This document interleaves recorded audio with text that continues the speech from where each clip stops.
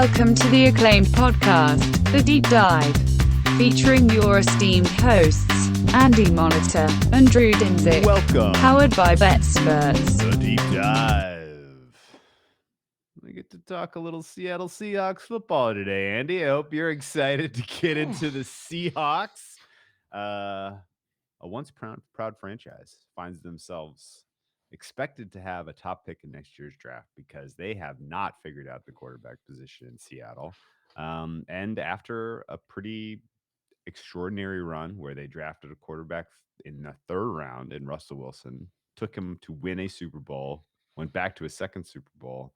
Wow. Times have changed. Yeah. Times have changed for the old Seattle Seahawks. But no, excited to talk to the NFC West. How you doing today? I'm great. I am excited. This is an exciting division. This is not an exciting team to start with because, and I'll just start with my thesis. Like everything I looked at the end of like every segment of the team that I reviewed, I'm like, except the wide receivers room, I'm like, this is a beautiful tank.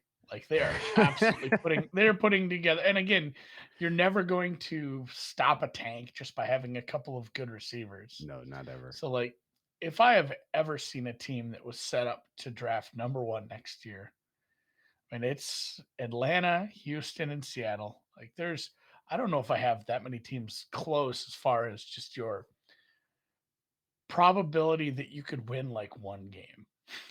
This is just a problem everywhere across the roster. And like it's funny too, last year it wasn't, a lot of those teams like Houston, that was a very bad team for a few years, especially after you traded away, or 2 years ago we didn't have him traded away, but Yeah. you didn't have a star quarterback playing. Atlanta obviously was a very tough roster that only bright spot was a high end veteran quarterback and some wide receivers that couldn't stay on the field for sundry reasons. But this was a team that should have probably been in the playoffs last year. Yeah. If you go by some of the metrics, it's like I went back and forth on this because there's some things that say maybe the Pythag is a little skewed, and I'll get into that. But they were 7-10, which was the worst team in their division. They underperformed on Pythag, and they missed Russell Wilson for a few games. Like there was plenty of universes in the multiverse where this team wins 10 games and goes into the playoffs. And granted, for different reasons, they are just the Cardinals at that point. Like, hey, here's a team that probably doesn't have a shot to advance. And if they do, they're certainly not winning a second game. The Cardinals being, and we'll get to them, we're going to talk about them today too, but they were being just, hey, it's a first-time head coach, first-time quarterback. Good luck with that. This just was a roster that wasn't built to beat good team after good team, especially if they had to travel. But yeah, 7-10 was a bit of an underachievement, and yet I guess I'm wishing now that they would have gotten a couple more wins, because maybe this win totals a 7.5. I don't know. Maybe that's not the case, but boy, they would have had a really big jump down from winning 9 or 10 games. And not only that, the schedule that we'll get to is not that fun to look at if you're a faithful 12 member of the Seattle, the Lumen Field Lovelies, as no one has ever called them before, which I just did right now. No, they don't. You don't get to be the 12s if the team's going to be shit. So I didn't have a ton to say about last year. Like when Russ missed time, you found out like Gino is not good. Gino's a good guy to have on the roster just in case, or to come in and clean up. But you don't want to be starting with him. And the defense, with some names here and there over the past few years, it was pretty rough. And I want to get into that later because the stats it's a fun one to contextualize, because some of the stuff at the surface level says like, oh, this wasn't that bad of a defense. They were really bad. They only had 34 sacks. And again, the amount of time and plays that defense was on the field was just a really weird outlier when you start looking at things. So like, again, it was a team that wasn't very good. And it's fun. I watched a press conference. This is a weird fetish of mine too. teams like this who did do something major. I haven't watched many of these, but I went and watched Pete Carroll's closing press conference of the season, which is fun because at this point you haven't traded your franchise quarterback. And it's he's like, this reminds me of a team from not too long ago before we won a Super Bowl, where I said to those guys too, I said, hey, this isn't the team that wins the Super Bowl, but this nucleus here, these guys in this room, this is the nucleus. We're going to build around this, and we're not that far. We're not that far from being a great team, and it's just hilarious. Even if Russ stays on, I don't know if that's like any of that's true. He gives a good presser, but boy, it was something to behold. And I'm shocked here. You're telling me Pete Carroll's full of shit? No way. Yeah, no, it made me laugh. I'm like, out of No. any, I'm like, this wouldn't be nearly as funny if it weren't Pete. Yeah, for sure. Okay, so let's reflect a little bit more on 2021. It was a lost season because of the Russell Wilson injury. And I think we're not that far removed from covering the Broncos, who had the greatest quarterback upgrade going from that room to Russell Wilson. This is the team that has gone through the greatest downgrade. There is no denying that the adjustment from Russ to Geno in the middle of last season derailed their hopes for going to the playoffs, because through 5 weeks, even at 2-3, the Seahawks, if you kind of look at them in the EPA team tiers plot, their nearest neighbors were the Packers and the Niners. Guess what? Both those teams made the second week of the playoffs. They were better than the Eagles at that time. They were very, very close to the likes of the Saints and some of the other kind of true contenders. And yet they 2-3 felt right for them, because this was a team that throughout the late Russ Wilson era, they had a propensity for being in closer games than they should have been. And while he was somewhat of a magician and elicited a number of surprising wins over that time window, the magic ran out a little bit last year. You had a convincing week 1 win over the Colts, and then came back and managed to work your way into a loss against the Titans. Brutal beat at the hands of the Vikings. And then it's like, well, what is this team? You come out and you get an underdog win against the Niners. You're 2-2, back on track, but then you lose to the Rams badly. You lose Russell Wilson with the mallet finger or whatever the hell the injury was. And that was a wrap, because you couldn't beat the Steelers in OT in primetime the next week. You couldn't beat the Saints. You lose by 3, even though you're out against a backup quarterback, I'm assuming. And then, your rest of your wins were against the bottom feeders, the Lions, the Texans, the Jags.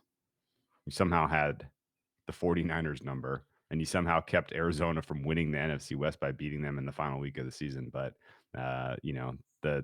this was, once it was over and their chances were nigh to make the playoffs, it kind of became, this is Russ's last home game, January 2nd. Like, people kind of felt it, right? You remember at that time, people were like, this is probably his home finale. They go out there and score 51 points against the Lions. It's like, okay. But this wasn't a great team, and Pete Carroll is not a great coach, and the brain trust there is not great at developing a roster for today's NFL. John Schneider hasn't had a good draft in a long time. Some of his draft choices in the late Russell Wilson era were really, really bad. I mean, the DK Metcalf one stands out as like the exception that proves the rule. Like, he got a great player there, but there was a lot of other really questionable decisions. The questionable decision to trade Jamal Adams for first-round draft capital looks pretty poor in hindsight. The insistence on building a team through the trenches and through the running game when you had Russell Wilson on your roster never made sense, never felt right. And I think realistically, just through the rah-rah mentality that Pete brings into the locker room, getting his guys to play hard for him, like, they've overachieved for years, and regression came coming last year. And, and this year looks dead on arrival, really. This was, and honestly, like, I don't really even know what the vision is, frankly. This is very confusing, trying to evaluate what this team thinks that they are and where they're going and what they're doing and why. And I gotta take a Zach Morris timeout, because it's just driving me nuts not having the chat. I love reading the chat while we're talking. So we are pre-recording this because I'm on vacation right now. If you're listening to this, please leave some comments on the YouTube underneath this if you're watching this. or hit us on Twitter. I love reading what you guys think, and it's actually bothering me right now that I don't have the live chat chiming in because there's a lot of good insight in there. So if you're missing out on leaving your insight, drop it as a comment on the YouTube. But yes, to get right back to it, it does feel like a weird, like I can't get to any other conclusion that's not just a tank. And then I'm also at a weird spot where, like, would Pete Carroll sign off on that at that point in his career? Like, you know, older coaches don't love that. But I mean, everybody has to. Maybe Pete Carroll's more of a realist than anyone has ever expected. Because if he did sign off on a tank, I'd be surprised. But it's the most realistic thing to do. Your defense was atrocious. You lack basically every position outside of the wide receivers. You did trade part of the Russell Wilson trade did garner you a good starting tight end, but I'm just going to lump that in with the wide receivers and say, like, you have good receivers. You have a horseshit defense at all three levels. You have a candidate for the worst offensive line in the league. You have a quarterback who's proved numerous times he's not a starter in this league. And then you have someone even worse than him that is going to be maybe competing for that spot as well. And then again, the running backs are, it is what it is. Like, it doesn't even matter if the running backs were a little bit better than, what they are in Penny and a rookie. Like, if the quarterback and offensive line play is that bad, would it matter if you had, Christian McCaffrey back there?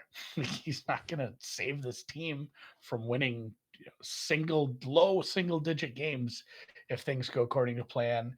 And that's where my biggest takeaway from the 2021 season and off season was this team is in a weird spot, but I don't think like the Pete Carroll experience is signing off on a tank. I really thought they'd trade for a quarterback. Not like a good quarterback, but I thought they'd bring someone else in and give them like another shot, like a somebody with a high draft capital who just never, like a Rosen, just because I don't know who in those talent evaluation rooms is saying, like, all right, we can maybe have a shot at winning some games with Smith or Locke. Like, there are other guys that you could give some shots, even the Baker Mayfield thing. And granted, I'm happier with this. If I'm long term looking at this team, where a better place to get a quarterback would be in that 1.1 draft pick spot. Like, because that's 100% attainable. You're dancing around what was the major fuck up in all this. They sold too late on Russ. They sold too late on Russ. Yeah, no, they should have done that a couple years ago because they've been in the doldrums.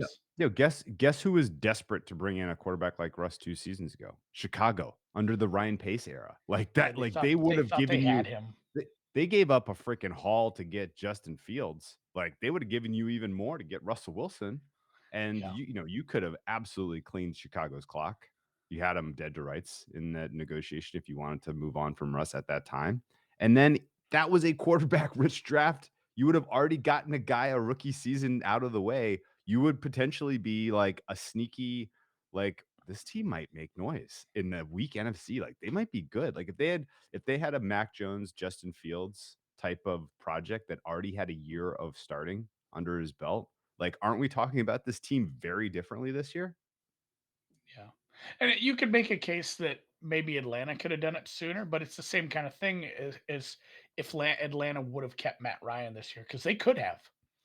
And they could have stayed in the doldrums one year, but we talked about this. Now they have this head start over the Saints and the Bucks, who are going to reach this critical mass and cap space and are going to have to do some, refiguring, rejiggering, and possibly some rebuilds. Whereas Atlanta can start over with a cheap, good rookie on a cheap deal.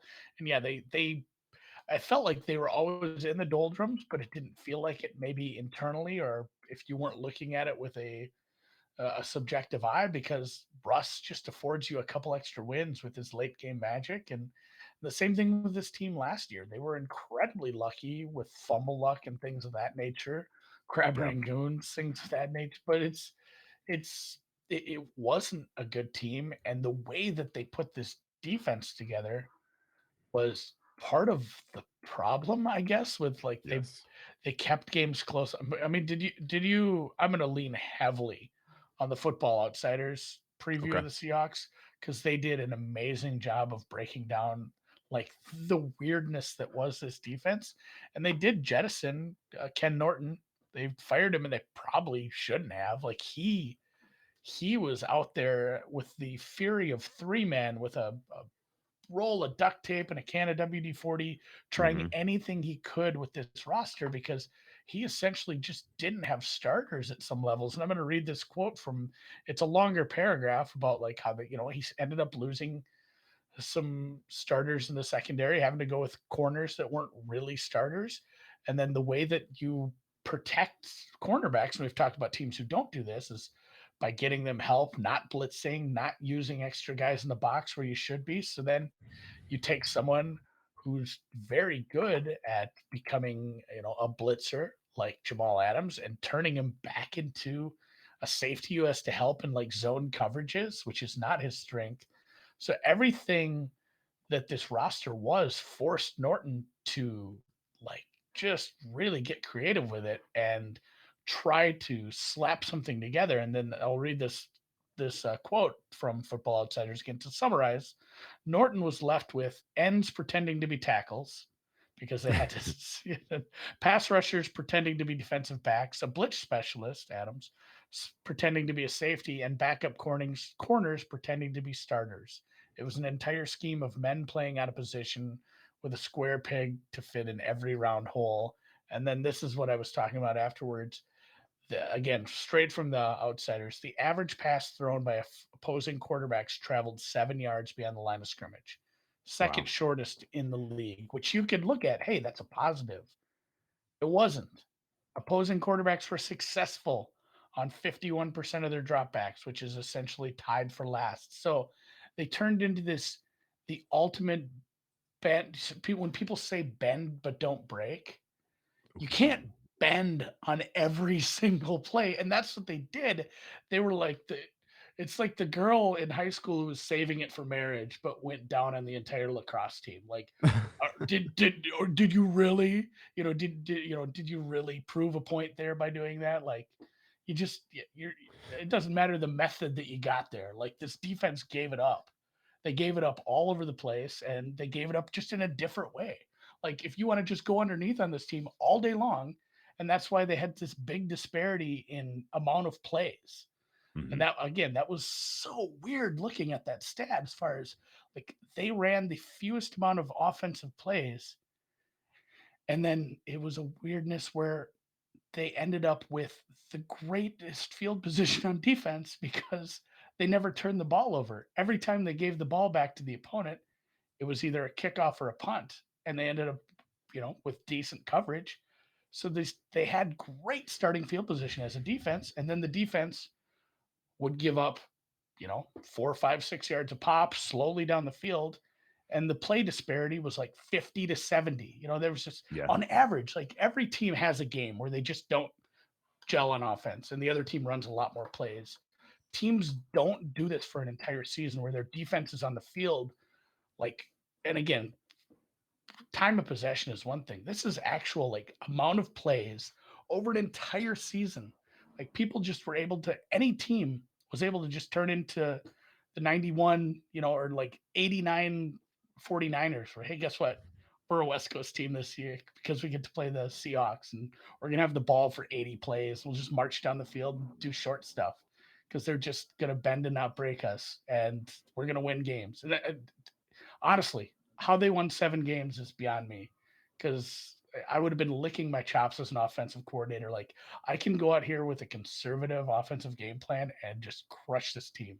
We might only have the ball 5 times, but they're all going to be like 20 play, 90-yard drives that end in touchdowns. Yeah. It was just a god awful goofy team. Yeah. And you know what's funny about all that? They had guys that showed up performed very well in the middle of their defense in Bobby Wagner and Quandre Diggs.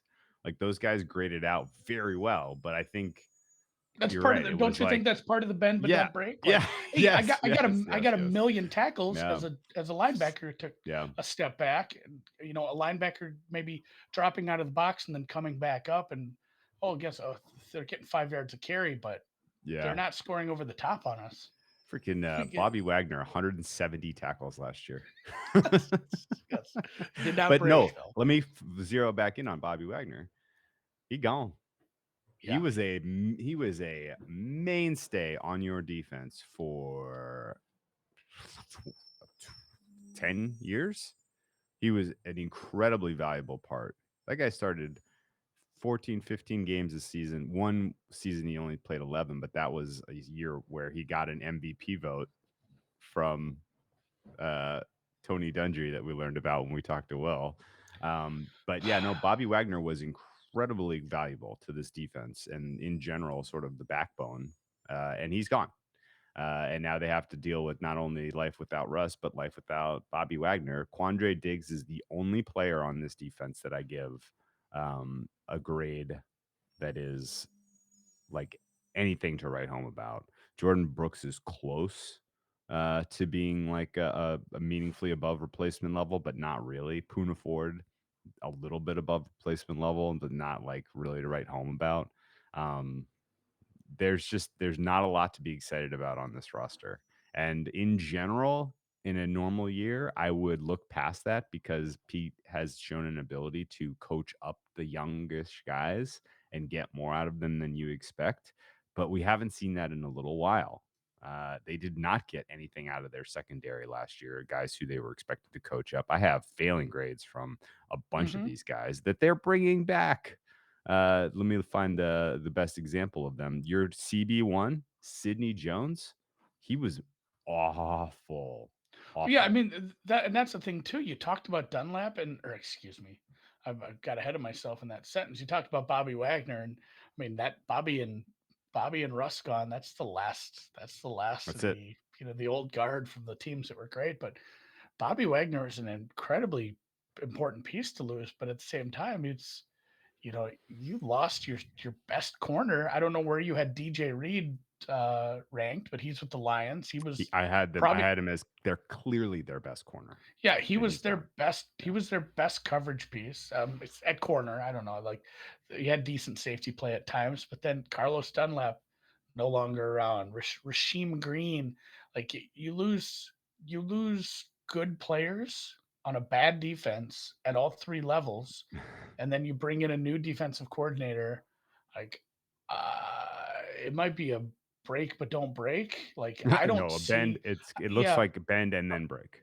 a bend, break, and laugh kind of defense. Like this is really, really possibly going to be the lowest ranked defense at points during the season. Like that is their floor is 32, and it's rough. It'll depend what we see. We got a new coordinator, which I know nothing about. He was someone who's been with the franchise for a few years. Clint Hurt was brought up when they got rid of Norton. He was defensive line coach, I believe. They drafted a second round defensive end from the Minnesota Gophers who was good, but maybe a little raw. So there's a decent chance that you lose your two best pass rushers, replace one with a rookie. That might not go well. You lose your best running or linebacker, and you lose basically your only cover corner on a defense that we just said had to be incredibly coached up and moved around and strategized just to turn it into something that wasn't getting, you know, embarrassed at times. And Yeah. they still ended up losing 10 games. And again, some of that was the offense, but this defense, I'm really, really worried about that. And I think that was the biggest part of this might be a tankerific team for me. Yeah, I guess I'm with you though in that I don't think they think that. That's where I just can't get my head around, like, the They're like, Schneider oh, we and Carroll. tried. It's like, This was, yeah, what are they thinking? And granted, yeah, sometimes you don't have to believe you're in a tank yeah, if your roster's like this. yeah. And I Your don't know where three, Carroll's head's your at. your three best players from last year are gone. Two of them were anchors for decades in Russell Wilson and Bobby Wagner. The third was Dwayne Brown. And I now didn't even you're get to the offensive line. God. now you're trotting out there like, this team's probably better than the Bears from a talent standpoint, probably, but not obviously. So, yeah, this is a rough roster. I think you know, I I really can't even point to anyone that I think is on the come up besides the guys we've already mentioned. Lockett and Metcalf are a great 1-2 wide receiver room, but to the degree that they elevate Geno Smith from the 32nd best starter to the 30th. Okay. Great job. Like actually, you know what? He's not going to be the 32nd best. Geno, okay, so let's talk about the quarterback position in particular. Geno Smith looks to have won the QB1 job over Drew Lock, even though they Makes brought sense. in Drew Lock via trade and they Yep. glowed about him all spring. And they didn't draft a quarterback because we got our quarterback here on this roster in one of these guys, Drew Lock or Geno Smith.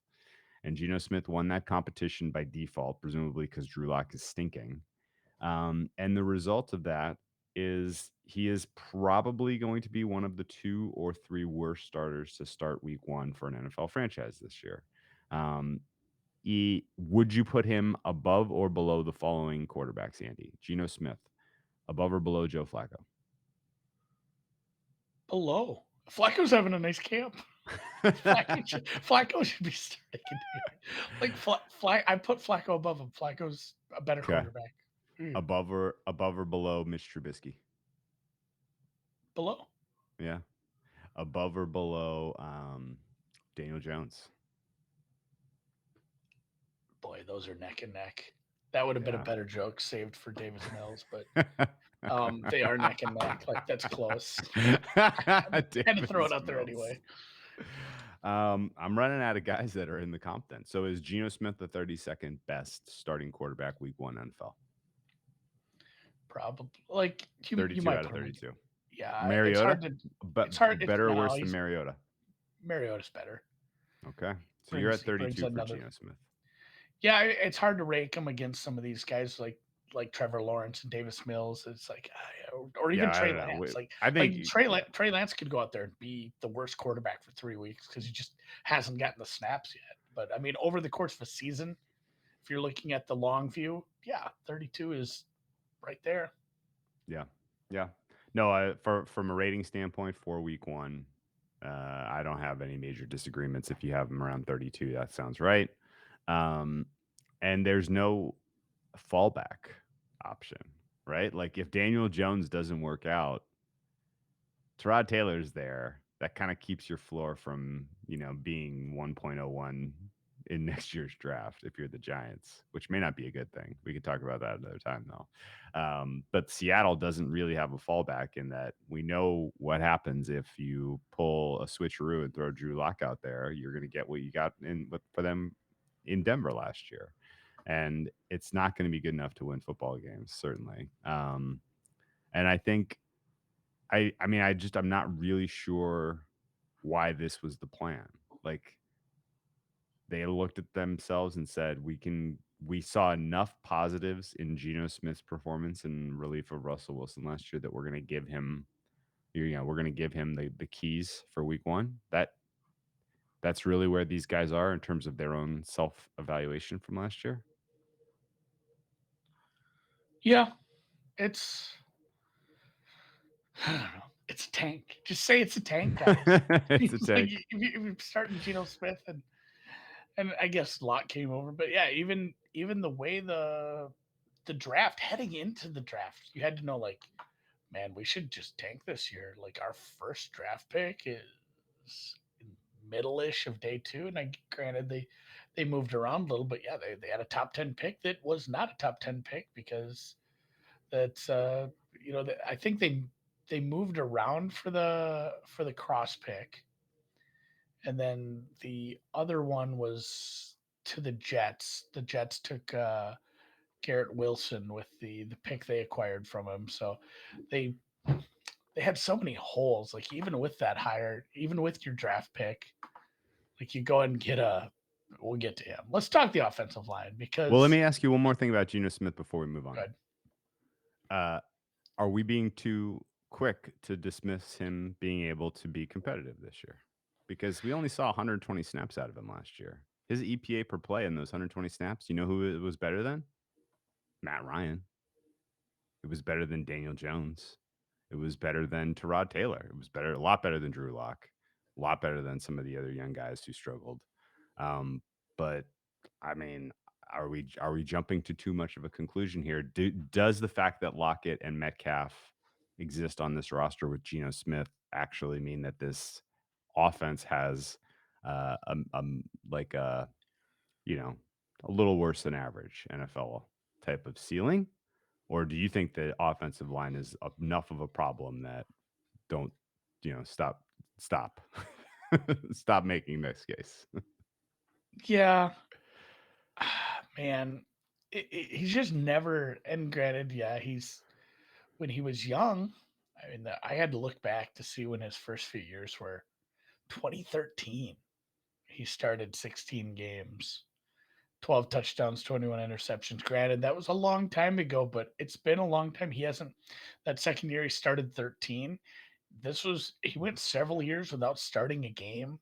Like it was a small sample where sometimes you see that bounce. It's like the Mike White thing. Like, oh, we haven't seen this guy in a while. We don't know what we're getting. And the offense is, you're putting something easy for him. Like over the course of a season, it's probably not going to go well. Where his ceiling is not league average. His ceiling is probably like 25, 23, something like that. If it really works out because you have good receivers. But like I said, pivoting to the offensive line, you lose your only good piece, essentially, your good tackle. And like I mentioned in the draft, they ended up using a draft pick to replace. But and this is a big but, and it's funny. I don't want to show any sort of correlation to what's happened with the injuries. That's more conditioning, but we have this every year where you have offensive linemen that come from different types of systems, and you're like, hey, is Mekhi Becton gonna work in the NFL, especially right away with the kind of offense he ran down there with Yeah. Lamar and stuff. And we saw like that's not what we're gonna see when he gets to the NFL. And we've seen this before with offensive linemen coming out of leech teams where it's Air like, hey, raids. guess what? Geno Smith is not running the air raid up in Seattle. So you can have, I mean, you always have growing pains with starting offensive linemen, and that could be a big growing pain. And then the rest of the offensive line is well below average. Yes, I agree with that. So like it has a very, very low floor for the offensive line. Like the bottom is the floor. The floor is the ceiling. And I don't know, like Geno, would it surprise me if he played better than I'm expecting? I guess no, just because he's been around and he was able to, spend some time with Russ. But I just don't see a ceiling ever being middle of the pack. Their other tackle besides Cross, they're going to start Cross at left tackle. Oof. Yeah, no, that's what I'm saying. Yeah. That's I an thought incredibly you were big going with the ask big. for him. Yeah, I thought the big butt you were going for a tackle joke there, but no, but that is a big butt. And Jake Curhan is their right tackle. He's a second-year guy out of California. Was he even drafted, or did they sign him as like a free agent?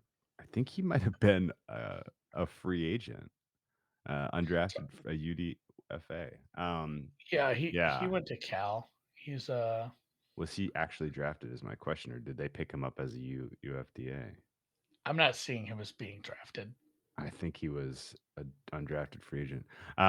Okay. Started 5 games last year. I don't have a very good grade on him. No. With the rest of that line, Gabe Jackson, he's fine. Austin Blythe, he's fine. Damian Lewis, none of those guys are moving the needle for me. They're all replacement level in the interior there.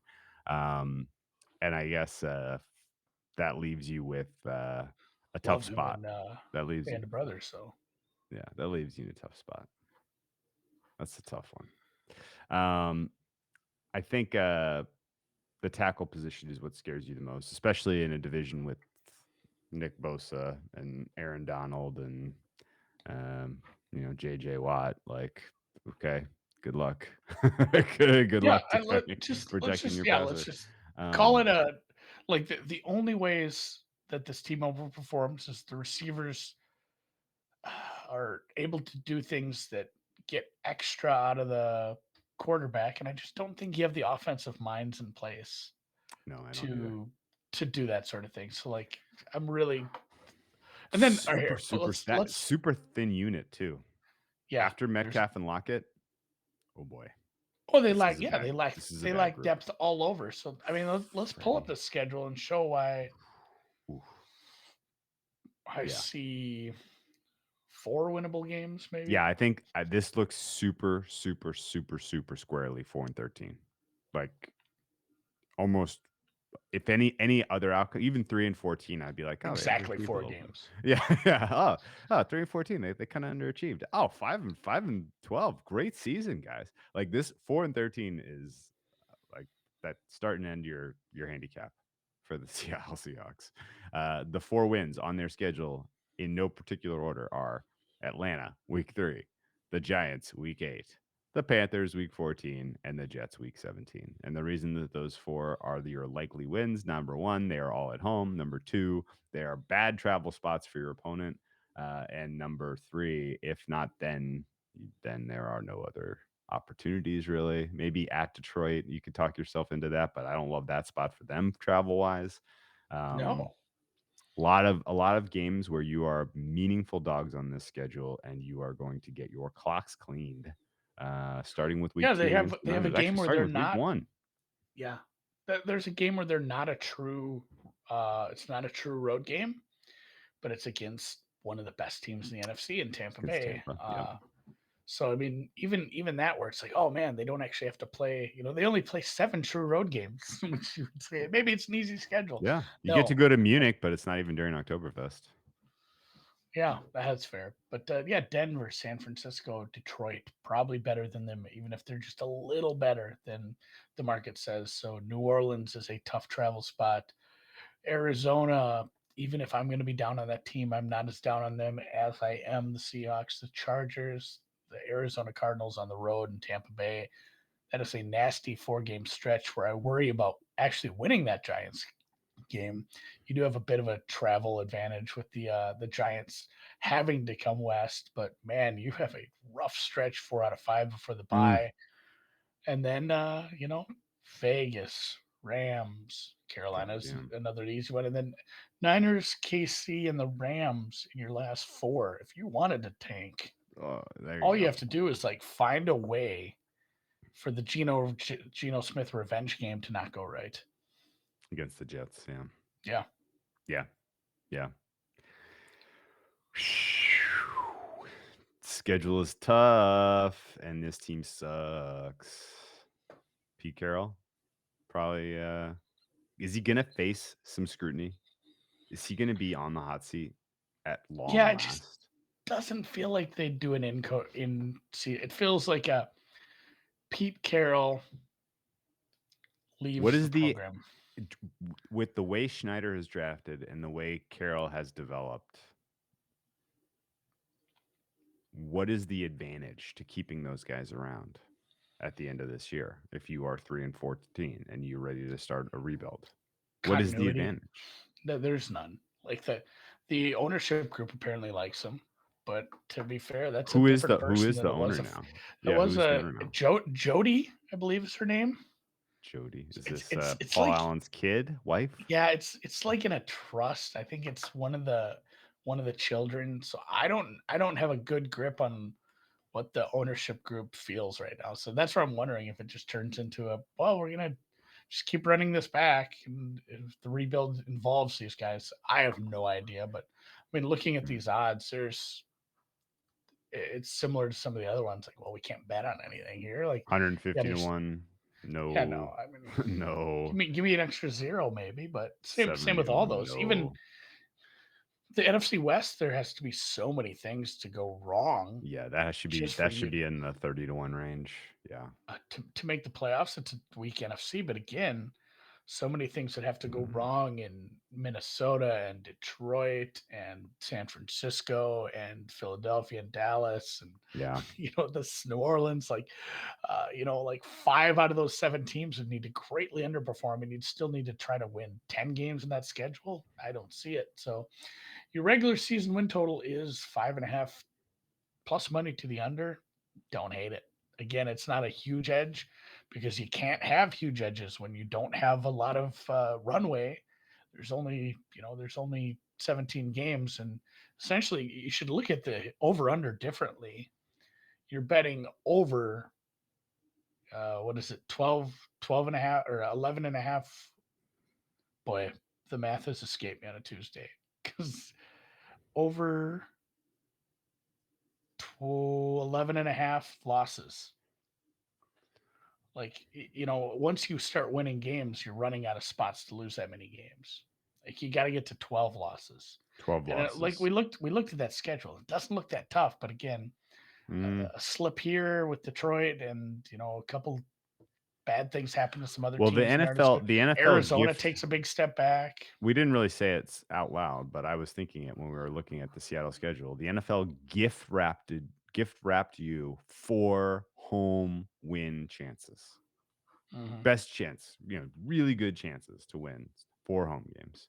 If you take care of business there and then you have a couple other fluky wins, then 6-11 entirely possible. But I think realistically, I am still squarely in the 4-win camp here. Probably not going to get a good enough price on under 4.5 wins on the alt market to get involved. This is an easy team to skip altogether. From a preseason betting, and an easy team to skip in the in-season betting because I don't want to watch any of these games. I don't want to watch the Seahawks. I don't want to see Pete Carroll chomping his gum on the sidelines trying to figure out how to get No, Rashad Penny some more touches, get him going. Like, no way. Teams with good adjustments in the second half versus this team might have lopsided second halves if the game is close because of the better team underperforming and the Seahawks being in it by accident, and you could be laying -6 in the second half and not feeling too bad about it. But other than that, I don't see a lot of spots I'm excited about bet on, against, or with for. We're going to have to make some handicap for the first week, Monday Night Football. They're playing Denver. So that's one where we're probably going to have to ask ourselves, are we laying the price with Denver for the second half if they're up touchdown, thinking that can Denver run out this clock and get pass rush going up against Geno? I think the answer is yes, probably, right? Yeah. Denver's a decent second half spot against Seattle in Monday Night Football if they have a lead at halftime. Well, don't give away the halftime stream lead. I think so. But yeah, that's not a bad look. Their other primetime game comes late in the season against the Niners. They are a Thursday Night Football special in the middle of December, +3 for that game. Presumably, we are excited to see Trey Lance perform. Maybe I don't want to watch that. Maybe there's something going there. I don't either. All right. Well, betting plan of attack is pretty straightforward. This team has clear weaknesses at the pass protection standpoint and from the quarterback play if they are at a deficit in game. So they are going to have a tough time coming back from deficits offensively. To make matters worse, the defense is in shambles. The secondary is not good enough to keep them in games for the duration. They will eventually get exposed. They don't have enough playmakers at any level to really be disruptive in the, in terms of pass rush or, even run stop is going to be a little bit. Actually, their run stop is probably going to be fine. I won't say their run. I don't know that their run defense is super problematic the way that they're rostered. They have some decent big bodies in the middle of that D line. Puna Ford and who's the other guy? That's next to him.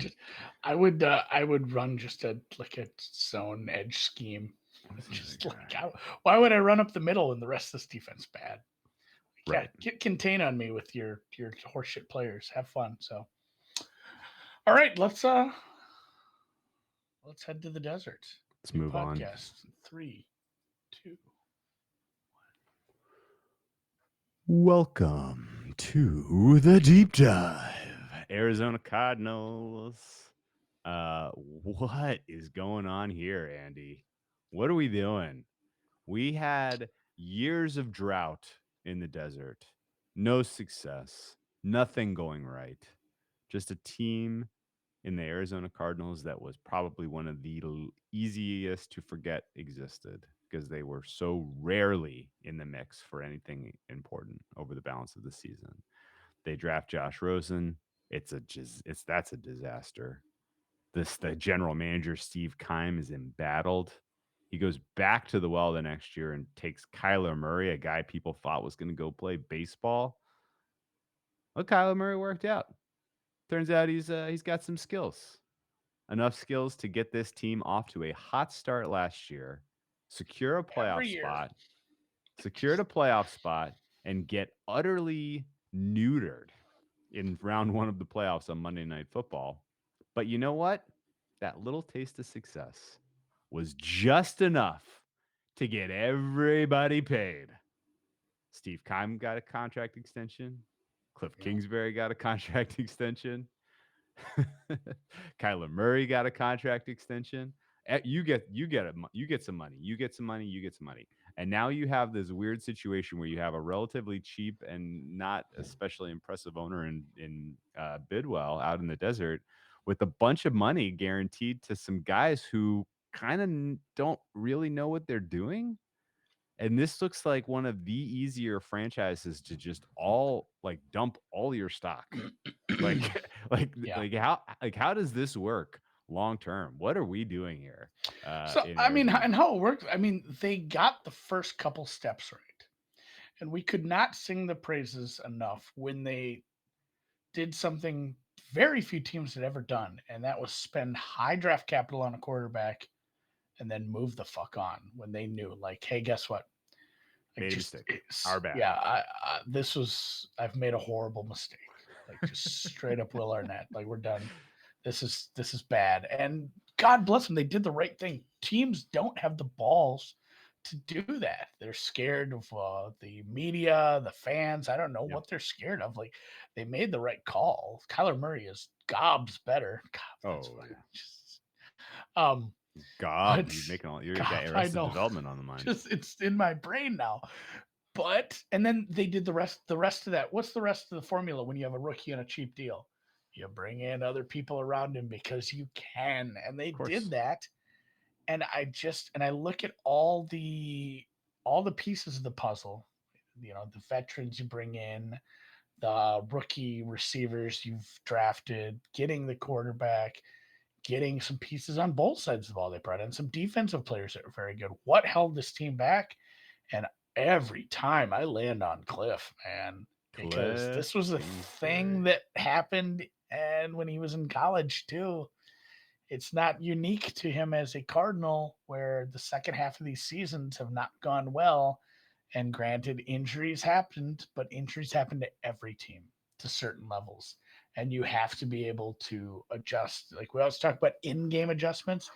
In-season adjustments are more important because they're macro, and you need to be able to scheme around some of this stuff. Although, again, if you want to be positive, like they did lose Kyler for some time. Colt McCoy started 3 games for this team, and they still won 11. I would pose that as a positive. They lost a bunch of games with J.J. Watt missed time. You missed time from Hopkins. I think he missed 7 of the team's final 9 games, it says. And they didn't get shit out of some of the rookies they drafted, and they still won 11 games, made to the playoffs. And it's funny, too, that I bet on this team against the Rams. I took the points. My numbers, I should have just gone with my brain. In the wild card round? Yeah. No, we got to go check that tape. Come on. You tried to talk me out of it. No, I took the points. I said that these teams aren't that far apart. And I even said that. I said there was a podcast I did I feel like it was maybe with Ed Fang. I did something middle of the season where somebody asked me about like a team I'm looking at to maybe fade in the playoffs. And the Cardinals were like 10-2 at that point. And I said, this team's good, but once we get to the playoffs, you have a rookie or First rookies time. in the Yeah. playoffs, The first time debutantes. playoff coach. And yeah, I'm like, I'm probably going to bet against this team. I should have just gone with my brains because Oh, my spreadsheet Andy. had them. I didn't have them that far apart Okay. on paper. I thought it was going to be a lower scoring good game. It was not. They got thunder trucked, and I mean that second half fade was it was a tale of two seasons because they did. This was the team. If you bet on a team to be last undefeated, this They was were the it. last one, right? Yeah. They were 7-0. There was points early in the season where Rondale Moore was getting spoken about in the rookie of year conversation. Kyler was getting talked about as MVP. your Yeah. MVP. They had added Connor Yeah. to the backfield. He They'd was the added halfway. JJ. Yeah. He was the halfway point MVP last year. He was like Yeah. at that 7, 8, 9 game stretch. He was definitely talked about as your MVP. They added that Rodney Hudson to the line, JJ Watt to the defense, James Conner, and drafted a couple of rookies that ended up playing a bunch. And it felt like this team was making their push, and then you had that Turning the second half corner. fade. They couldn't overcome injuries. They couldn't overcome what everybody thought was going to be this, revolutionary offense.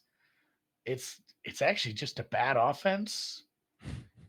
No, it's a boring offensive scheme where you just put an extra wide receiver out there. Like, hey, what's the difference between a bad offensive scheme with your normal three wide receivers that uses no motion and Kliff Kingsbury's wild, he's got four receivers out there and they're still using no motion and not doing anything unique. Like, oh, you added a receiver? That's not that exciting, I guess. They do run with some tempo, and that part works. When you get Kyler Murray in space, that works, but he's little, and we've seen that time and time again now too. He's injury prone. You don't need him taking a ton of hits, so I'm not enamored with much here. No. Let's But yeah, couple even other. after, like I said, after the 7-0, they poured it on the Bears, and they were 10-2 at Yeah. that point. Yeah. Still in contention for the West, in They were contention for the yeah, one the one seed, seed. Yeah, they were driving and they the went, boat to yeah, the one seed.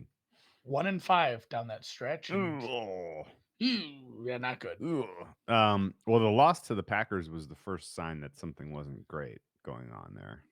And that was, they were undefeated. Yeah, it was Thursday Night Football, but Packers came into that game without Devontae Adams, and they were 7-point dogs, and they beat up on you with their third and fourth and fifth best guys. And yeah, that was a bad sign. The other kind of warning signs that I saw over the balance of the season, the absolute no show at home against the Panthers was weird. I had that circled as their worst game. Like Yeah. down the stretch, that I have a hard time down the stretch because there were just so many injuries had started to pile up. But that was a game where you went up against uh, PJ Walker and Yeah. Cam Newton. Like PJ Walker and Cam Newton were your like, how many points was it? Again, it was a Colt McCoy game, but 34-10. They were 10-point it favorites in that game for sure. yeah, even it felt like, all right, Colt Colt McCoy McCoy starting. was laying 10.5 in that game, Andy. Yeah, it felt like this is not great that you have to start Colt McCoy, but Yes. like, at least you're going against the Panthers, and their quarterback situation is worse, and their team is worse. You know what the other warning sign was about these guys, and this hasn't been talked about a ton in the prep run up here. Their convincing wins all had the same signature in the first half of the season: turnover assisted. They had, when they were winning the turnover battle, this team was cruising. They get a hard fought win week 4 against the Rams, but the Rams literally were like turning it over in the end zone and doing like it's not our day kind of stuff. Oh, shucks. Same. They took the ball away from the Browns 3 times. They took the ball away from the Titans week 1 3 times. When they were convincingly winning the turnover battle, this team was unbelievably strong. And then in the games where they were losing the turnover battle, like the Packers one we mentioned, and then the rematch with the Rams, like it wasn't as competitive of a team. And you don't want to be winning games. Everyone who's covered the Cowboys in the preview for this season with the Cowboys has said this already, but like turnover, they're not sticky. Getting your defense getting big time turnovers is not something you can count on year in, year out. And I think the fact that they were so effective at utilizing the turnover um, uh, differential and like exercising it to their advantage last season is something that you can't count on at all for this season. And I think a lot of the kind of points you made about Kliff and him being effectively the reason that they, number one, swoon, and number two, just in general, have a lower ceiling than other offenses that would have Kyler Murray under center are accurate and apply in triple this year because Kingsbury's not even a lame duck anymore. Like he's not even incentivized to innovate, Andy. Like you think he's spent all off season like really looking at what his uh his vision of an offense should be and making changes so that they don't swoon? No, I got paid. I'm doing my job as correct. We made it to the playoffs last year. Like business as usual. Like I'm not expecting any adjustments, any changes whatsoever to who this team is. And I think that's going to be a problem that ultimately has this team way overrated by market. And the other kind of key thing to point out about Kyler Murray, because he was the halfway through the season MVP, when he is running on top of what he can do with his arm, he is ridiculously good. There's no denying that. Just and ridiculously hard to defend and Ridiculously scheme hard to defend. against. But you know what else he is? He's little. He did He's a little fragile. guy. He's fragile. And guys like Russell Wilson made a career out of avoiding the hit. And Kyler has done the opposite. He has consistently been banged up the last 2 years. And like to the tune where the Cardinals were like the clearest, most obvious fade when you had any inclination that something was wrong with Murray and they were forcing him out there anyway. Right?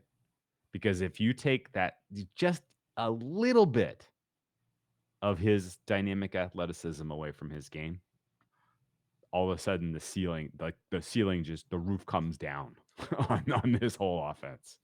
And all of a sudden it's exposed for exactly what it is, which is not very creative, not very talented, and just in general, like not going to get you to 30 points. So it's that's kind of the key for this team. Is Kyler Murray healthy? Yes. Arizona offense will score points. Is he healthy? No. Fade with extreme prejudice. And then also they made their bed. They paid him. They paid him big money. We had the saga, which we won't get into, about the homework, which is now probably a point of contention. And I mean, he came out and kind of said like, I didn't like that in so many words, and that can't be great for the relationship between him and the front office. And now you've put yourself you've shortened the runway for your chance of success, and you need him to stay healthy first of all, and you need all the other moves you made to start working out because you are in a tough division with the Super Bowl champs, a team that's about to finally give their prized young quarterback a chance and has been very unlucky with injury luck for 2 years in the Niners, that probably just by regression to the mean sees their players playing more this year and has a good season if Lance is anything. So you've got your work cut out for you, and really haven't gotten a ton out of the drafts of late. I know we talked about they did things elsewhere by going and getting players in free agency, and that's worked. But like Zayvon Collins wasn't good. Like that they actually had a good defense. It's going to be missing some pieces, which is going to maybe bring that more down to the middle of the pack. But they didn't get much out of Zayvon Collins, and then they traded up for Marco Wilson. That didn't work out. Isaiah I don't know Simmons how. has been a bust too. Yeah, Isaiah Simmons going back a couple years, and this year probably will be their best first round draft pick by trading it to get Marquise Brown, who But um, even that was a I fairly criticized move. think that was an overpay for a Yeah. guy who drops the ball an awful. Like he is a absolute field stretcher. You know what He the can through line add is? a dynamic, aspect to your offense. But if he gets the dropsies again, Yeah. that then it was a huge overpay. You know what the through line is with a lot of the stuff you said? Steve Keim, not a good general manager. Yeah, I think the entirety of this fish is rotting from the head Yeah. with Kime and Kliff. I don't think either of them is living up to Which expectations. is why And you go out of your way to pay despite, those guys this last offseason. yeah, I know, despite hitting on a quarterback and having the balls to do it after taking one that you failed at, they've made nice moves. It's just that the draft has not worked out, and there's been some other issues, and a lot of it has been some bad injury luck. Right. So Steve Keim has thrown a lot of darts, and some of them have stuck. Yeah. The fact that they got production out of AJ Green last year was a gift. The fact they got production out of Chandler Jones last year was a gift. The fact that Christian Kirk worked out for you last year was a gift. The fact that you Kirk got paid. yeah, boy, he got paid by another team. Yeah. Yeah, you couldn't pay him because you got to allocate your money now to your quarterback. But that's again another key point. Like when you had a rookie quarterback in Kyler Murray who you were determined to build around because you knew you had something good going there, you can take chances on Rodney Hudson, upgrade your center position. You can take chances on AJ Green. You can go pick Bill O'Brien's pocket and bring in DeAndre Hopkins. You can go give JJ Watt some money to not retire and come try to be a difference maker for you, right? Like they were afforded all of the opportunities to swing away and hit some. They made some hits, like clearly. Like I think Rodney Hudson was a tremendous job finding him and bringing him in and having some stability on the offensive line through Hudson 2 seasons ago. Similarly, like trying with Zach Ertz, he still has tread on the tire. Fine, good job. They've cycled through running backs instead of paying a running back. That's a good decision, right? Like so, there are like flashes of things that look decent about on their resume, but then the other stuff about first round draft picks into the linebacker position is just inexcusable. Getting your pocket picked for Marquise Brown, not great. And in general, like this is not a roster that you can hold up to the other contenders even in a weak NFC. You can't hold this roster up and say these guys are on the level. Would you agree with that? Yeah. Too many holes. Too many holes, not enough putty. And yeah, the defense did play decent last year, but they lost again. They're losing some players too, and I don't know if you can expect that. Like we talked about Chandler Jones the other day. He gone. Yeah, he gone. That's kind of a big loss. Yeah. I I hate to say regression on both sides because I really think the offense can still be good Of course. and like Marquise Brown if it works and AJ Green even if you get part of what you got out of last year, you have a chance with Rondale Moore to turn him more into more than just a scat back who catches bubble screens or runs the ball. Zach Ertz might still have something to give, and then you get a wide receiver one back in week 7. Like the offense can be good. Well, the Oh, offensive line is the secret strength of this team. yeah, We and didn't yeah, even I was just mention gonna it. say Yeah, like like you Beecham. have Connor and then Daryl Williams is kind of a nice depth piece. They needed depth at running back, and they added somebody who has Sure. seen plenty of carries. Like Sure. you have all the like your biggest question mark right now to me is wide receiver because I don't know about Hollywood working out. I don't know about AJ Green doing it one more year. I don't know about Rondale Moore taking that next step, and I don't know if Zach Ertz is young enough to do it anymore. And your best player is missing for part of the season. So like your biggest question mark on offense, because like you just said that Pugh, Humphreys, Hudson was a great pickup at center. Like Yeah. the whole offensive line is The whole- very good. Yeah, agreed. And your biggest question mark could turn out to be a strength. Like if the wide receiver room kicks it up a notch, this team is good on offense. Yeah, But it's and a it may take a little while too. Yeah. massive question mark though. You know what, Andy? What if this is a weird flipperoo year for the Arizona Cardinals and they start slow and finish strong? Because you get I Hopkins like where you're back and headed. because the wide receiver room starts to gel a little bit. Like that's not crazy at all. Yeah, I think we gave them a decent shine on the positives. And I will just say that DJ Humphries and Kelvin Beachum to me grade out as one of the better tackle duos in the NFL. Both of those guys are bona fide starters, and if they stay healthy, you have a brilliant anchors to your O line. Love Hudson, guards are good. Like you're gonna be able to afford plenty of time for Kyler Murray to operate back there. Which means if he can gel with these wide receivers, then you got something going.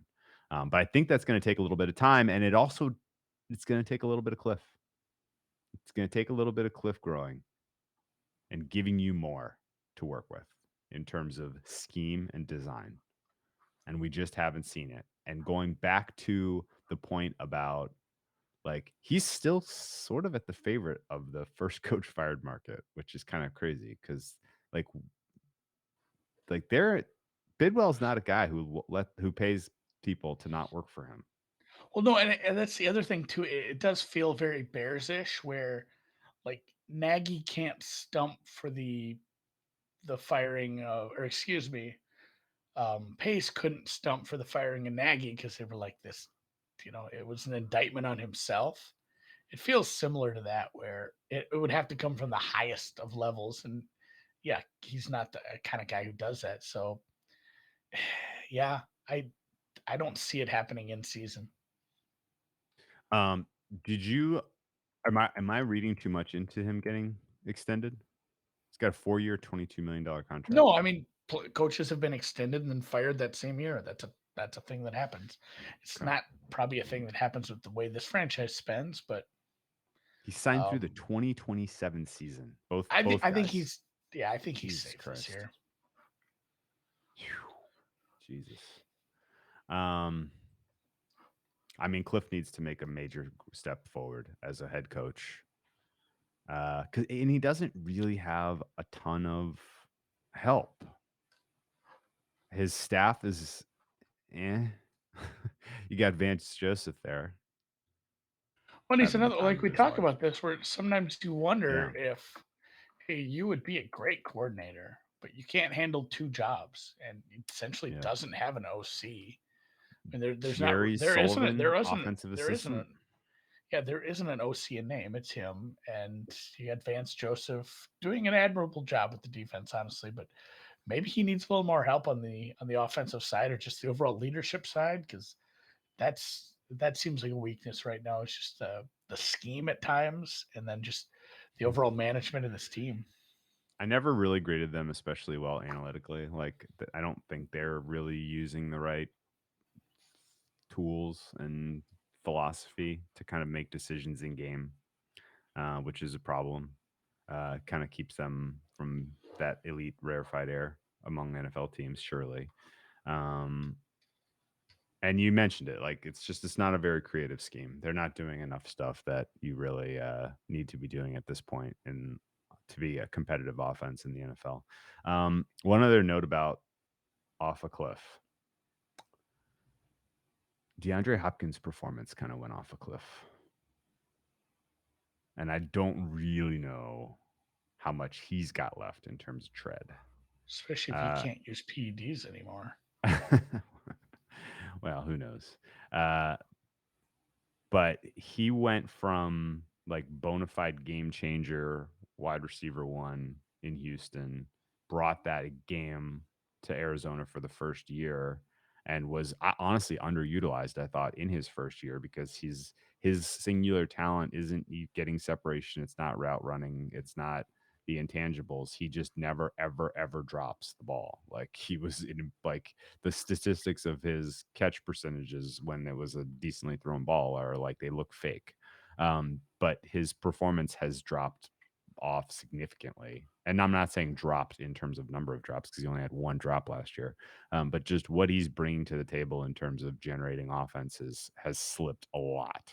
And I don't know. I don't think that's because of the way the team is utilizing him. He only played 10 games. You mentioned because he was injured at times, but the production was not close. And he's this guy going into his year 30 season. And there's not a lot of 30-year-old wide receivers that you're like super duper stoked about. So are you worried at all that Hopkins is not going to come off of his little extended vacation and be the game changer right away? I can't remember. Again, too much content and my brain's too mushy at this age. But I talked to you or somebody about this last year. I said it's a 6-game suspension, but how often do you see a wide receiver come off a suspension and just like, hey, I'm integrated into the offense perfectly? Just 'Cause it's not like explode. they don't get to practice whether they're suspended. You don't practice with the team. I mean, you can go work out, stay in shape, hit the sled, do what you want at home, but Yeah. you can't practice with the team when you're suspended. So like Yeah. they don't just we did talk about it last night, Dan says, or last night. We talked about it last Monday. No, But after the show was over, we were I think maybe it was after the show we were Um, talking about. But Josh it doesn't. Gordon. Josh Gordon's still trying to find some chemistry with the team. And that's why I said like I love so much about this offense. I really think it can be a good offense. But the wide receiver room has what we saw AJ Green maybe never giving us anything close to that ever again. Rondale Moore never taking the step forward from being gadgety. Marquise Brown being the guy who drops the ball. That's not what you want in a deep threat. And then maybe, Hopkins takes 8 or 9 games before he's actually back. Father Time is undefeated against everybody but one guy. Father Time catching AJ Green, Zach Ertz, and Hopkins all in the same year, very much on the table. That'd be a coup for Father Time. But yeah, I mean that's the biggest downside of this offense is like they don't have one where it's like, I mean, we talked about Seattle. I don't think there's a chance DK Metcalf is bad. Like DK Metcalf being bad is because the quarterback never gives him a catchable ball. It's just, there's a bunch of receivers. I believe like this guy he's going to be good. There's no receivers on this team where I think I'm going to get 14 really good games out of this receiver. And the only way that would happen is if somebody got unsuspended before the season starts, because Hopkins just can't play enough games to get me there. So huge question mark there. Real quick before we do schedule and odds, defense. Like I said, I think admirable job, and it was a good defense last year. They did lose.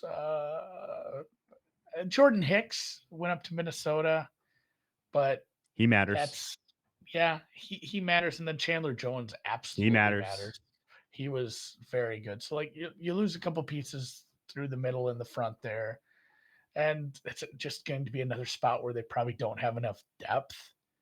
And I think probably the story of the season outside of the receivers I keep harping on is depth everywhere and Kyler staying healthy. But I guess the defense is kind of wait and see for me. I don't know if they made any additions to the defense that you think matter. No. Kingsley Kiki? No. Nick Vigil? No. I'm concerned about the secondary.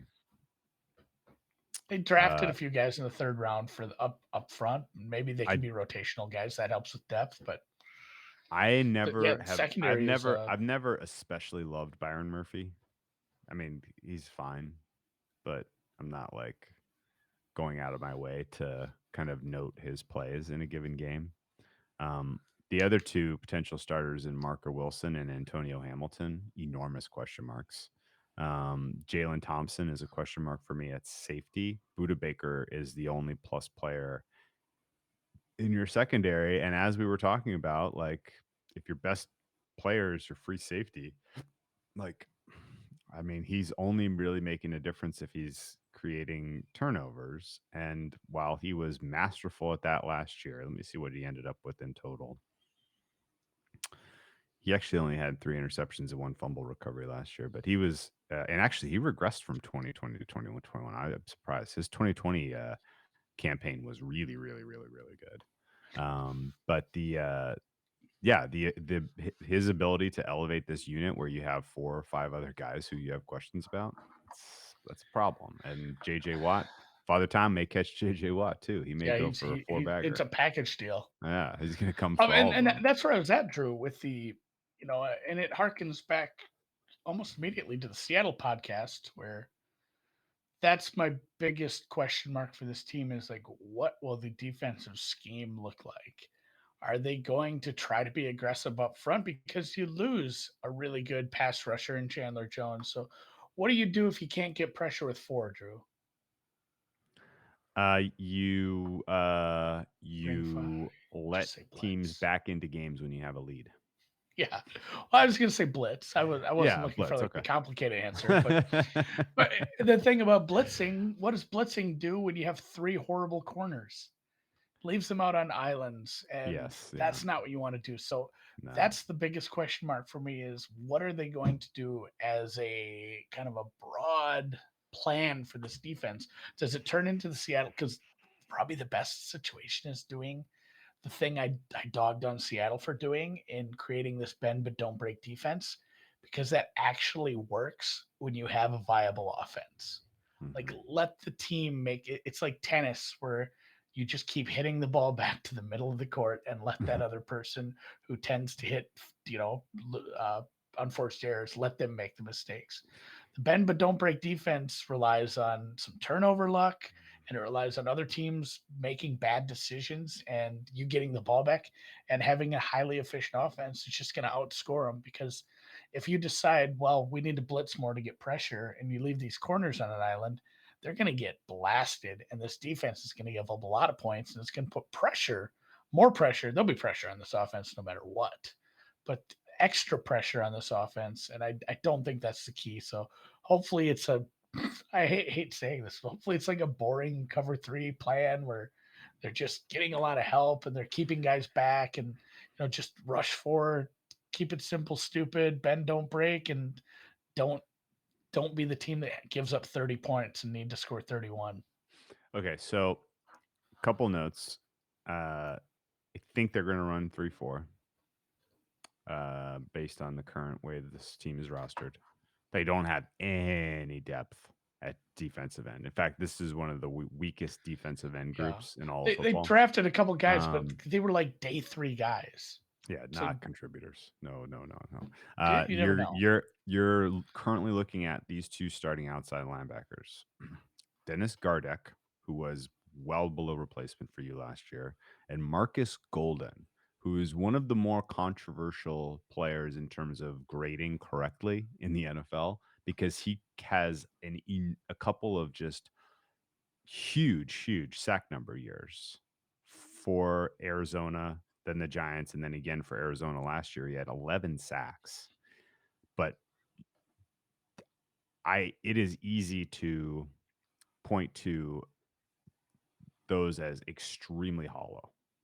Like the idea that his contributions are repeatable and meaningful, I had take major exception to. So you're counting on Marcus Golden repeating what he did for you last year, but maybe making those sacks count mean more.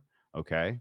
But no, the pass rush to me looks like a problem, and the secondary to me is too many question marks. I think this defense is going to grade poorly at times throughout the balance of the season, which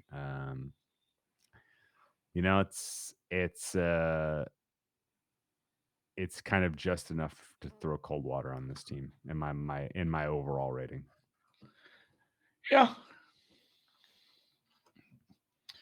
We'll just really see what the coverages look like. That's what I'm going to be looking for. I'm going to be looking. I didn't get a chance because, again, we were in Vegas for week 1, and my week has been hell so far. But I need to go back and grade week 1 preseason games and see if people like Cameron Thomas and Majai Sanders played. I think they actually drafted 4 or 5 defensive players. See if any of those guys are going to be contributors in a rotational sense at all. But otherwise, yeah, it's kind of a stars and scrubs defense. It's missing about 2 stars. It's a 2-star movie compared to a 5 if you want to go there. But It's it could be an issue. And again, especially if they determine that they're going to try to let these young or bad corners get better through trial by fire. There could be some absolute barn burners. It could be a fun games to watch, but not if you bet the Cardinals as a favorite. Yeah. So let's take a look at their schedule unless you had anything else. Yeah. That sounds good to me. Because they are favored in quite a few games, but again, tough-ish schedule, especially off the jump. This could be a team that, and we'll get to this and how we're betting this team. If you like the Cardinals, there's probably a decent chance, decent argument to wait to bet anything season long on them, unless you really, really think you're way ahead of the market and they're going to win 2 out of those first 3 or something. But whew, that is a tough ask right off the bat. Host Kansas City, head to Vegas to Allegiant, and then the Rams at home, who you obviously will pay twice. But nice soft landing in the middle there, but a really rough start. And then there's a nice ugly stretch. And this would be the point where if you do think there's some talk of Kliff being canned, and you think, well, man, that Minnesota game's probably a loss, and that Philly game, that's a bad spot. Maybe they might lose that one too. If there's a scenario where they're going into that Seattle game and they're like 3 and or that Rams game, excuse me, in week 10, and they're 3-6, even 4-5, and there's a really good chance they drop 3 going into the bye. And if you drop 3 going into the bye to put you at 3-9 or even 4-8 after a nice season, a playoff performance, like that's a spot where you got to think, hey, here's a really good opportunity for first coach fired, I guess, if that's something you believe in. I don't know where I stand on that yet, but boy, whenever I see a nasty stretch right before a bye on a team that I have my doubts on, I think about coach firings. Hmm. Yeah. So Yeah. two, but so those first 12 weeks are kind of bookended by gross stretches, They really are. and it's Yeah. silly. Like there's only two of those 6 games are on the road. A lot of them are home games. They're just against tough teams. Yeah, that whole stretch there in the middle, Carolina, Philly, Seattle, New Orleans, where your small favorite feels fragile. Like that feels like those could flip to small dog if you don't look great week 1, which I personally don't think is a fair price. I think KC -3 is a really decent bet in Arizona week 1. And I, you know, Las Vegas and the Rams week 2, week 3, like this could be 0-3 to start. And at that point, maybe you beat Carolina and Seattle, but lose to Philly and New Orleans, and you're looking at a 2-5 type of a start there. Would love a cheap Minnesota price on 2-8. Carolina. Yeah, same. Yeah, and Philly. Probably I mean, beat and Seattle. I mean, and Seattle -2.5. Seattle Yeah. gets you to 3-9. Like again, that next 3 or losing that stretch there after Seattle. If you end up 3-9 into the bye, like I don't know what's keeping you from getting rid of a coach. Yeah. No, I agree with you. The money. So what do we do with this team? I don't have any. I forgot they're going to Mexico City. I'll point that out versus San Francisco. The Niners game is the Niners game isn't a true home game. No, that's Mexico City. Equal distance travel basically for Arizona and San Francisco, or a little farther than San Francisco, but it's so they have a travel advantage there. Tough down the home stretch to finish at.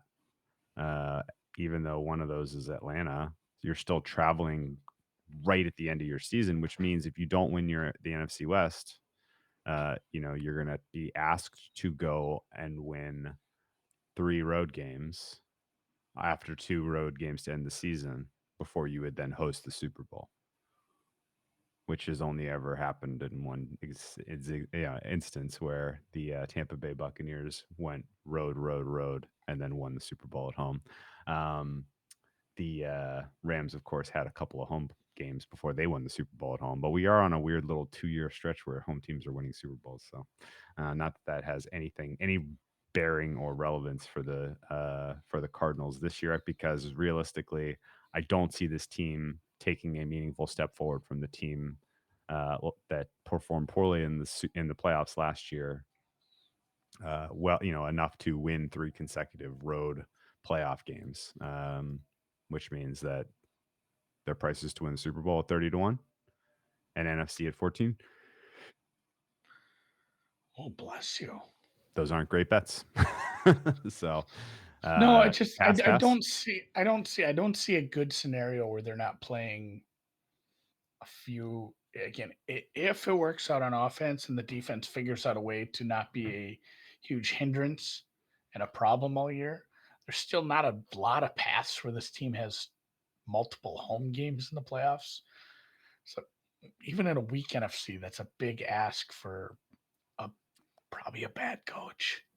Yeah. Like at that point, and win the NFC West, that number's not really big enough. Make the playoffs is interesting because I think they do have a shot at that.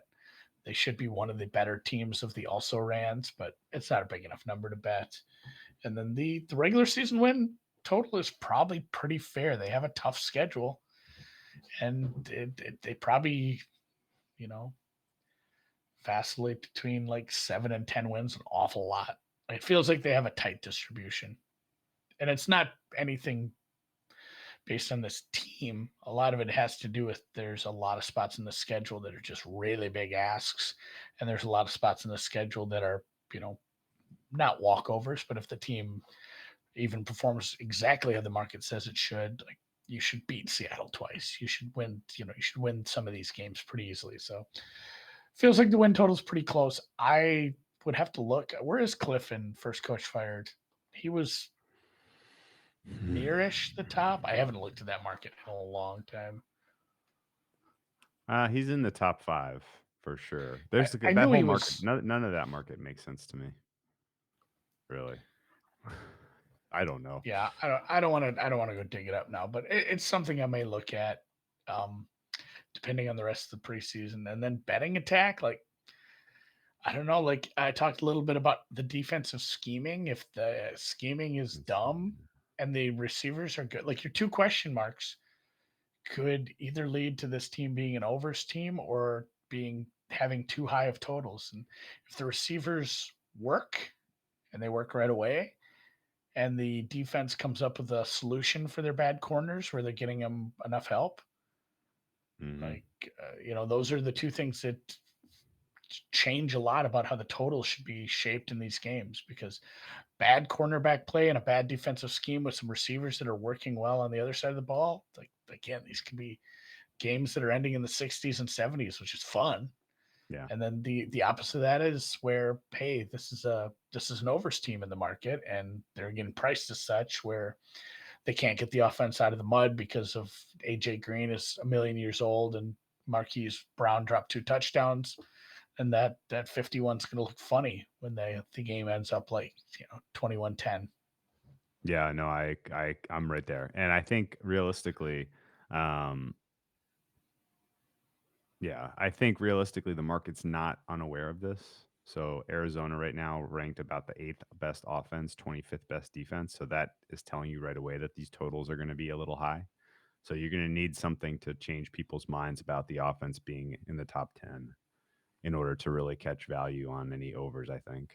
To close the book on your Kingsbury question, he is a little under 12-1 right now at Chris, and he is the 6th choice for First Coach Fired, it looks like.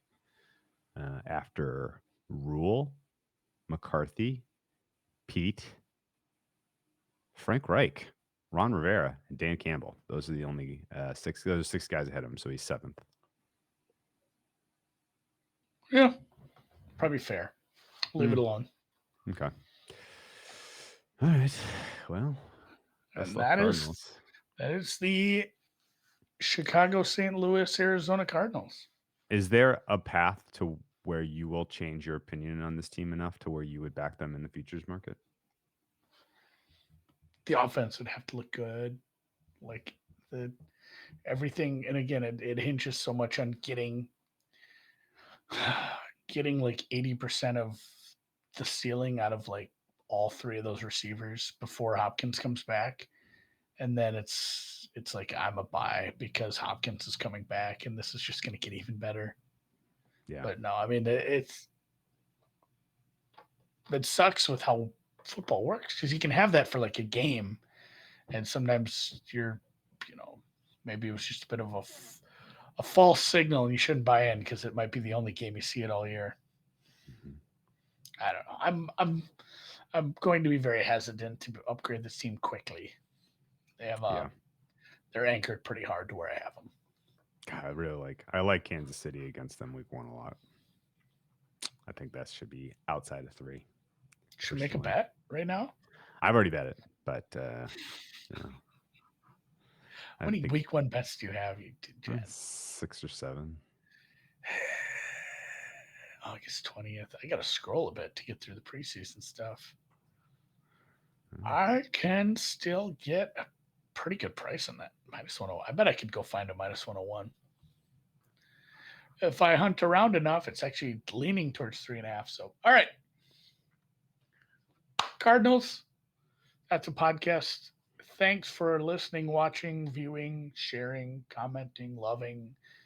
Thanks for liking football. Thanks for listening to us. If you have anything, put it in YouTube chat comments, or if you listen to this in a podcast, you don't want to go over there. We're on Twitter.com. See you guys.